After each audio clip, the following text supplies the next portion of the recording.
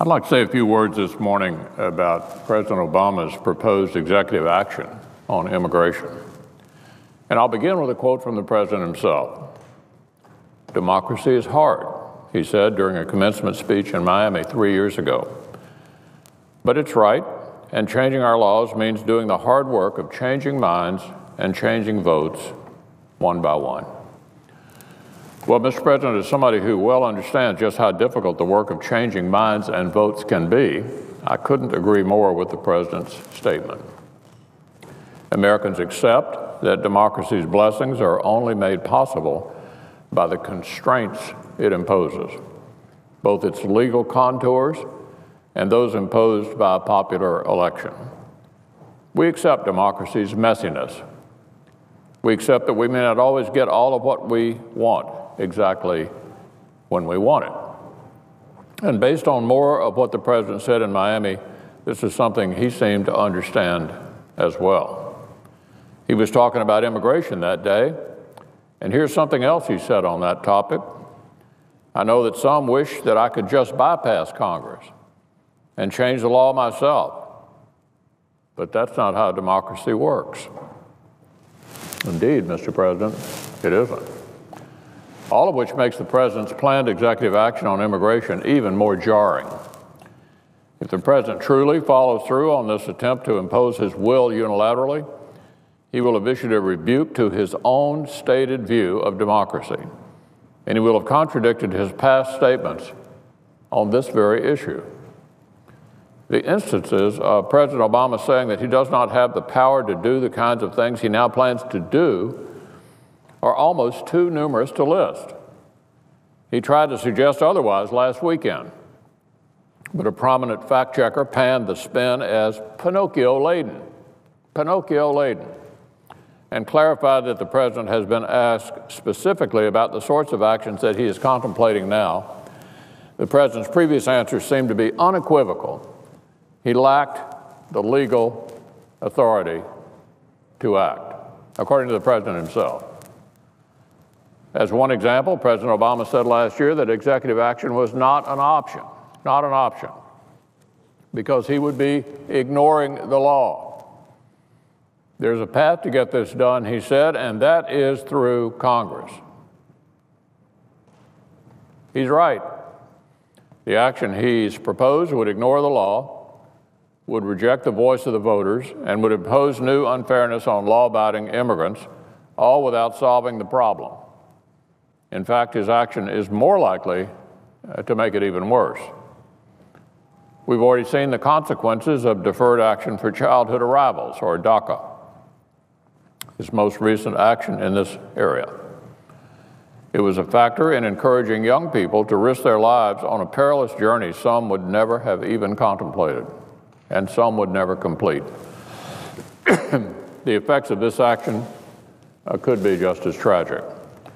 Just as the Affordable Care Act had little to do with making health care more affordable, slapping the term immigration reform on something doesn't make it actually immigration reform. And just as with Obamacare, the action the president is proposing isn't about solutions, it isn't about compassion, it seems to be about what a political party thinks would make for good politics. It seems to be about what a president thinks would be good for his legacy. Those are not the motivations that should be driving such sweeping action. And I think the president will come to regret the chapter history writes if he does move forward. Because the plan he's presenting is more than just, as the president himself has acknowledged, an overreach. It's also unfair. What does the president have to say to the countless aspiring immigrants who've spent literally years waiting patiently in line? To the people who played by all the rules? Where's his compassion for them? What does the president have to say to the millions of Americans who still can't find work in this economy? The president can't reach across the aisle to secure a serious jobs plan for them, but he's willing to put everything he's got into one executive action? Where's the justice? Where is the justice in that? There's a larger point, too, Mr. President.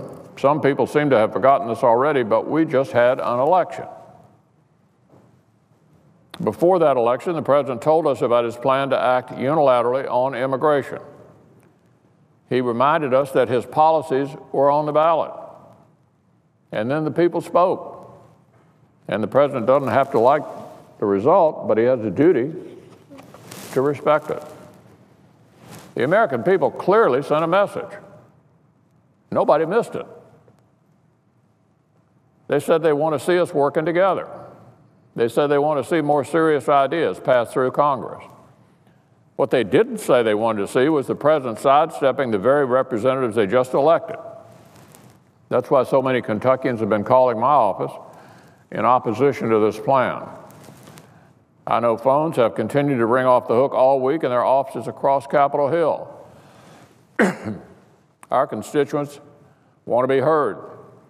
President Obama needs to listen to their voices. If nothing else, perhaps the president will at least consider the views of Democratic senators and members of Congress who've urged him not to do this.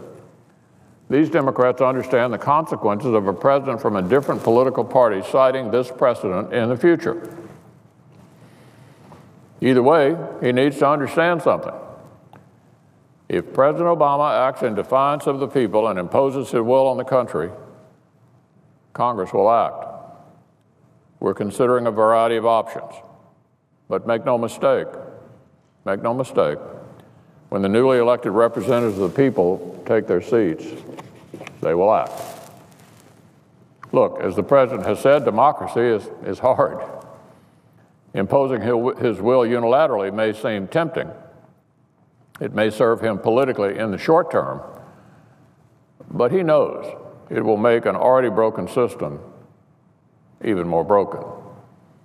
And he knows this is not how democracy is supposed to work because he told us so himself.